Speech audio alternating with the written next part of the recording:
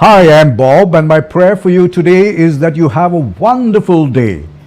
May I take a moment of your time and ask God to bless our day today?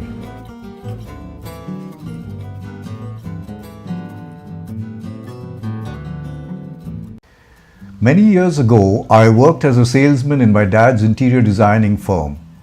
Something that I feared and dreaded was to get a call in the morning from my dad or brother that a customer whose place we were supposed to start that morning had changed his mind. The first thing that happened was a feeling of depression, and then suddenly a smile would light my face as I decided it was an opportunity to hone my skills as a salesman. I would rush to the customer's home. There, I learnt my first lesson. You walked into his house with an advantage because the customer felt bad over what he had done. He would let me into his home and very politely ask whether I'd like a cup of tea. Everything in you wanted to throw the tea on his face, but I didn't. I would say yes, of course, and sit down. He would sit with me, and then I would talk about everything else except the sale I had lost. About his work, his passion for something, and as the tea was being made, the customer slowly started warming up to talking to me.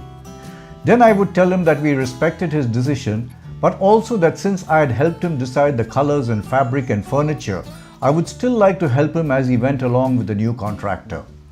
Immediately I would see uncertainty cloud his face, but I would press on, reminding him about each room and what we had decided and how to explain it to the new man, how a particular shade would have to be mixed. Then I was telling him to call me if he needed me to mix those colors.